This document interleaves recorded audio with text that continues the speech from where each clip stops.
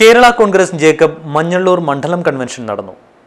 കലൂർക്കാട് വ്യാപാര ഭവൻ ഓഡിറ്റോറിയത്തിൽ നടന്ന സമ്മേളനം Kerala Congress Jacob group chairman advocate Johny Nellore ഉദ്ഘാടനം ചെയ്തു.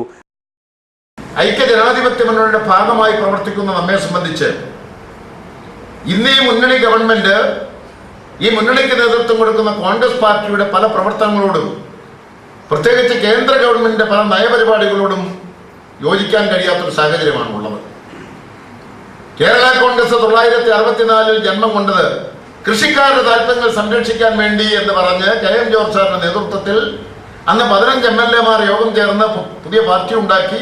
മന്നത്ത് പത്മനാഭൻ എന്ന സമുദായ ആചാര്യൻ കേരള കോൺഗ്രസ് എന്ന പേരിട്ടുകൊണ്ട് പാർട്ടിയെ കേരള രാഷ്ട്രീയത്തിലേക്ക് കൈപിടിച്ച് വളർത്തി.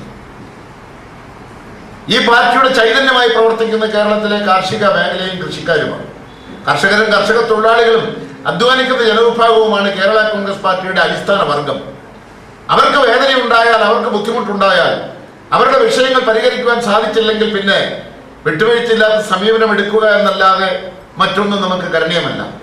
ഞാൻ വളരെ വിനയത്തോടെ ചോദിക്കട്ടെ, ഇവിടെ ഇരിക്കുന്ന ആളുകളുടെ മുമ്പാകെ, നമ്മുടെ കേരളത്തിന്റെ പ്രധാന വരുമാന മാർഗമായ പ്രത്യേകിച്ച് മധ്യ തിരുവിതാംകൂറിലെ കൃഷിക്കാർ ഏറ്റവും കൂടുതൽ കൃഷി ചെയ്ത് ഉൽപാദനം ഉണ്ടാക്കി ജീവിതം ഭദ്രമാക്കി മുന്നോട്ട് പോയിരുന്നത് റബ്ബർ കൃഷിയെ ആശ്രയിച്ച ആ റബ്ബർ കൃഷിക്കാരുടെ സ്ഥിതി കഴിഞ്ഞ ഒരു വർഷമായിട്ട് എന്താ?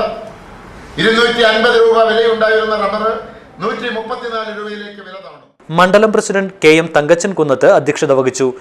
ജില്ലാ പ്രസിഡന്റ് വിൻസെന്റ് ജോസഫ്, നിയോജക മണ്ഡലം പ്രസിഡന്റ് ടോമി പാലമല, സെക്രട്ടറി മാത്യു നെടുങ്കല്ലേൽ, മഹിളാ കോൺഗ്രസ് പ്രസിഡന്റ് കൊച്ചുത്രേസ്യ വർഗീസ്, കലൂർക്കാട് ഗ്രാമപഞ്ചായത്ത് അംഗം ചെറിയാച്ചൻ മേക്കുന്നേൽ എന്നിവർ പ്രസംഗിച്ചു.